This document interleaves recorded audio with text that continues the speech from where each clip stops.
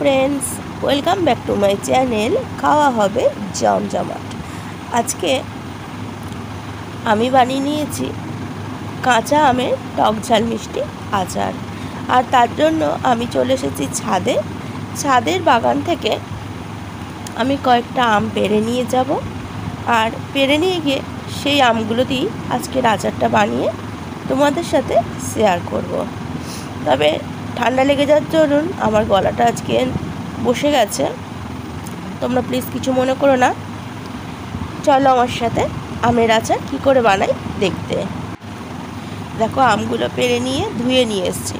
আর দেখো মোটাটা ভেঙে দেখাচ্ছি, একটা জিনিস দেখাবো তোমাদের আজকে। দেখো কত আঠা বের হচ্ছে আম থেকে। তো এখন এই আমগুলো দিয়ে আজকের আচার বানাবো। আমগুলো এখন আমি কেটে নেব। সমস্ত আম থেকে দুটো আম আমি তুলে নিলাম চপিং বোর্ডের উপর। এখন আমগুলোর মুখটা কেটে বাদ দিয়ে দিচ্ছি। তারপর এর খোসাগুলোকে ছাড়িয়ে নেব।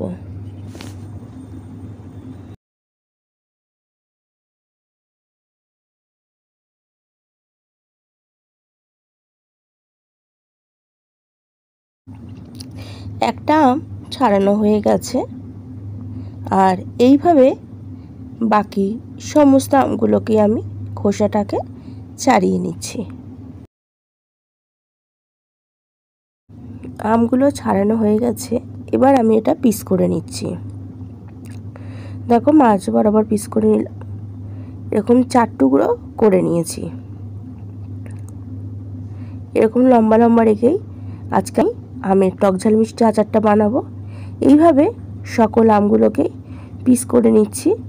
পিস করে নিয়ে ফেরত আসছি। তবে পিস করার সময় মাঝখানে যে শক্ত আটির যে অংশটা থাকে সেটাকে বাদ দিয়ে দিতে হবে।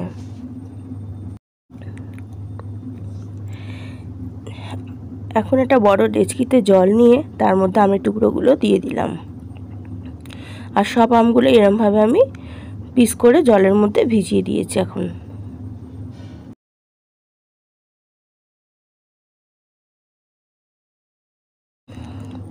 সব আমগুলোই 5 মিনিট মতন আমি জলের মধ্যে ভিজিয়ে রেখেছি, যাতে আমের গায়ে যে কষ থাকে সেই কষটা যাতে বেরিয়ে যায়।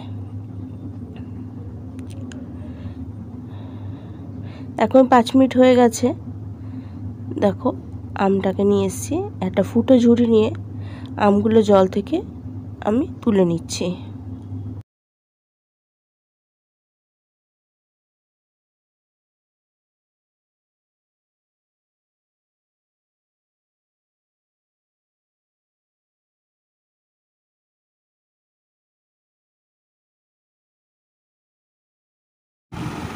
এখন সবগুলো আম আমি জল থেকে তুলে নিয়েছি। এর মধ্যে দিয়ে দিচ্ছি একটু হলুদ গুঁড়ো,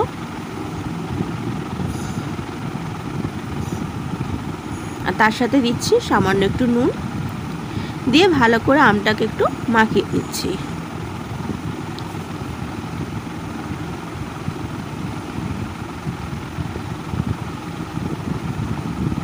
নুন হলুদ মাখিয়ে নিয়ে আমটাকে আমি এখন রোদ্দুরে দিয়ে দেবো। রোদে দেওয়ার জন্য এখানে দুটো স্টিলের থালা নিয়ে নিয়েছি, আর তার মধ্যে আমগুলোকে আমি দিয়ে দিচ্ছি। ভালো করে আমি আমগুলোকে পেতে দেবো এর মধ্যে দিয়ে। এবার এগুলোকে ছাদে নিয়ে গিয়ে রোদ্দুরে দিয়ে দেবো। এখন ছাদে চলে এসেছি, আর এই যে দেখো রোদ্দুরের মধ্যে দিয়ে দিলাম। আমগুলোর মধ্যে যে রসটা থাকে যাতে সুন্দর এটা শুকনো হয়ে যায়, তাই আমগুলোকে এখন রোদ্দুরের মধ্যে আমি দিয়ে দিলাম।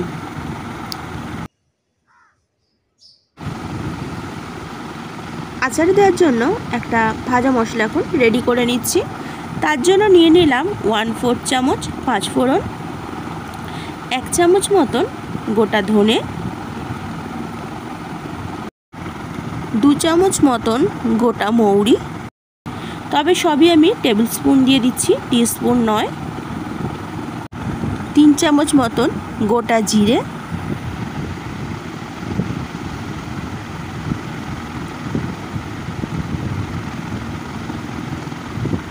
তার সাথে দিচ্ছি কয়েকটা গোলমরিচ, এটা দিলে আচারের স্বাদ খুব সুন্দর আসে। আর দিলাম 1/4 চামচ গোটা মেথি।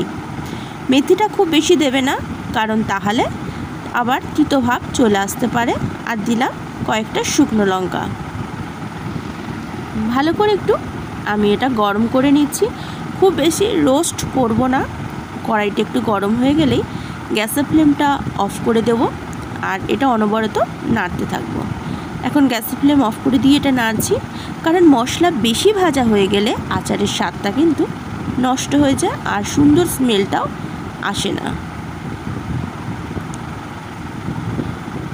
আমি একটু নাড়াচাড়া করে নিয়েছি, এখন বেশ ভালো গরম হয়ে গেছে। এখন একটা মিক্সির বাটির মধ্যে ঢেলে নিচ্ছি আর একটু ঠান্ডা করে এটাকে গুঁড়ো করে নেব। এদিকে আমগুলো এখন রোদ্দুর থেকে নিয়ে চলে এসেছি আর কড়াইয়ের মধ্যে আচার বানানোর জন্য দিয়ে দিলাম সর্ষের তেল। তার মধ্যে ফোড়নের জন্য দিয়ে দিচ্ছি গোটা কয়েক শুকনো লঙ্কা আর দিচ্ছি 1/2 চামচ মতন 5 ফোড়ন। এখন ভালো করে ফোড়নটা একটু ভেজে নেব। আর এই যে আমগুলোকে দেখো রোদ দিয়ে তুলে আমি নিয়ে চলে এসেছি, এগুলো বেশ শুকনো হয়ে গেছে গাগুলো। আর এদিকে আমার ফোড়নটাও সুন্দর করে ভাজা হয়ে গেছে। এখন আমগুলো এর মধ্যে দিয়ে দিচ্ছি।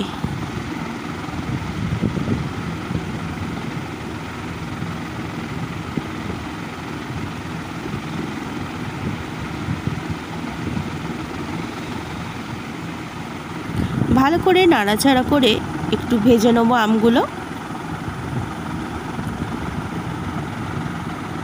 আর এখানে আমের আচার বানানোর জন্য নিয়েছি আখের গুড়, প্রায় এখানে 700 মতন আখের গুড় আছে। আমটা যদি টক বেশি হয় বা কম হয় সেই অনুপাতে তোমরা এখানে গুড়টা হিসাব করে দেবে। টক বেশি হলে গুড়ের পরিমাণ বাড়িয়ে দেবে আর কম হলে একটু কমিয়ে দেবে।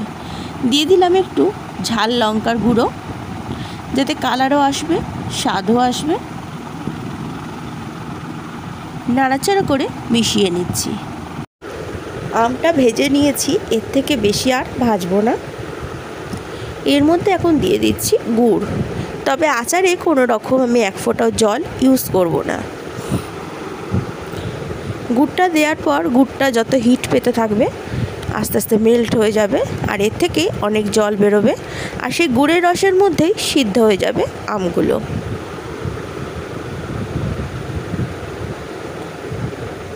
এখন একটা চাপা দিয়ে দেবো গুড়টা যতক্ষণ না মেল্ট হচ্ছে।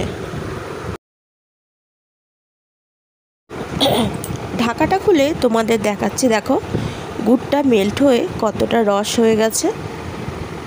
তাও এখনও সম্পূর্ণ গুড়টা গলেনি, একটু শক্ত রয়েছে এখনও। একটু নাড়াচাড়া করে নিয়ে আবার কিছুক্ষণ চাপা দিয়ে এটাকে রান্না হতে দেব, যাতে সুন্দরভাবে বাকি গুড়টাও মেল্ট হয়ে যায়।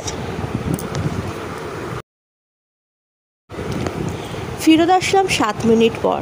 দেখো এখন কতটা গুড় ফুটতে শুরু করে দিয়েছে, নিশ্চয়ই দেখে তোমরা বুঝতে পারছো। আর আমগুলোও বেশ নরম হতে শুরু করেছে। আবার একটু নাড়াচাড়া করে এটা রান্না করে নেব। আর যতক্ষণ রান্নাটা হচ্ছে ততক্ষণ যে ভাজা মশলাটা রেডি করে রেখেছিলাম সেটাকে একটু গুঁড়িয়ে নিই। দেখো এখন গোড়ানোও হয়ে গেছে আর সুন্দরভাবে এটা গোড়ানো হয়ে গেছে। এর থেকে আমি 2-3 চামচ তুলে এখন ওই আম গুড়ের মধ্যে দিয়ে দেবো। এই মিডিল পোর্শনে যদি ভাজা মশলাটা দেওয়া হয় তাতে এই সুগন্ধটা আমের মধ্যে প্রবেশ করে আর আচারটাও কিন্তু খেতে কিন্তু খুবই সুন্দর হয়।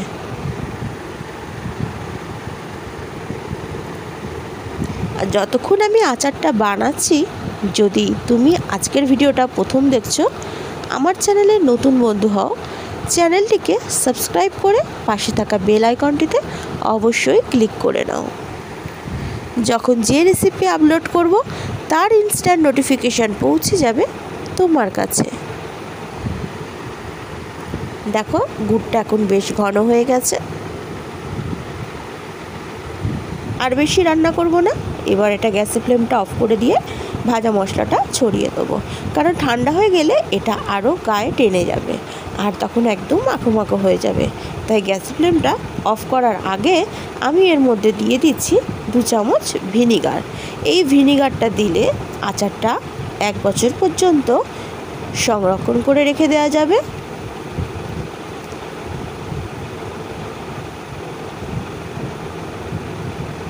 আর আমি একটু বেশি পরিমাণেই আচার বানিয়েছি, কারণ আমরা পরিবারের সবাই খেতে আচার খুবই ভালোবাসি। তাই এই আচারটা আমি এখন 1 বছর পর্যন্ত সংরক্ষণ করে রাখবো। আর আমার চ্যানেলে আরও অনেক রকম আচার আছে, তোমরা তোমাদের পছন্দ মতন দেখে নিতে পারো সেখান থেকে। আমের ভ্যারাইটিস আচারের রেসিপি নিয়ে আমি সুমনা তোমাদের সাথে খাওয়া হবে জমজমাটে হাজির হব। দেখ এখন গ্যাসের ফ্লেমটা একদম অফ করে দিয়েছিলাম আর 2 মিনিট একটু রেখেও দিয়েছিলাম। 2 মিনিট পর ফেরত এসে এখন ভাজা মশলাটা উপর দিয়ে ছড়িয়ে দিচ্ছি।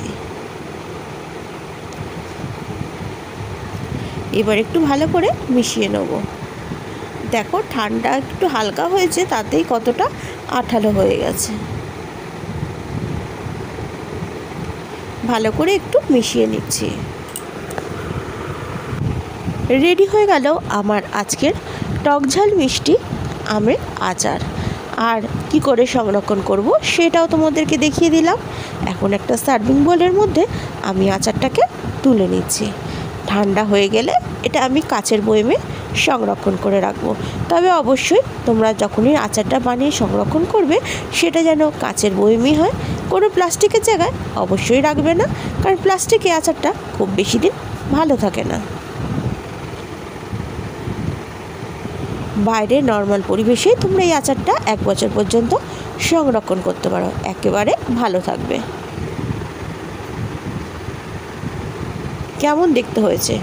আর এর স্বাদ নিতে হলে এই রেসিপি ফলো করে তোমাদের তো অবশ্যই বানাতে হচ্ছে। ভালো লাগলে লাইক কমেন্ট শেয়ার করো আর সাবস্ক্রাইব করো। পাশে থাকা বেল আইকনটিতে কিন্তু ক্লিক করতে ভুলো না। ভিডিওটি সম্পূর্ণ দেখার জন্য, খাওয়া হবে জমজমাট পরিবারে থাকার জন্য তোমাকে জানাই অনেক অনেক ধন্যবাদ। আজ তবে আসি বন্ধু, আবার দেখা হবে অন্য কোনো দিন অন্য কোনো একটা সুন্দর রেসিপি নিয়ে হাজির হব তোমাদের সাথে। আমি সুমনা, খাওয়া হবে জমজমাটে। আর এই গরমে তো আচার খেতে খুবই ভালো লাগে। আমার মতন আর কার আচার খুব ভালো লাগে অবশ্যই কমেন্টসে জানিও। আজকের ভিডিওটা এখানেই শেষ করলাম। তবে আরেকবার একটু দেখিয়ে দিই, কাচের বয়মেও আমি আচারটাকে সংরক্ষণ করে রাখছি।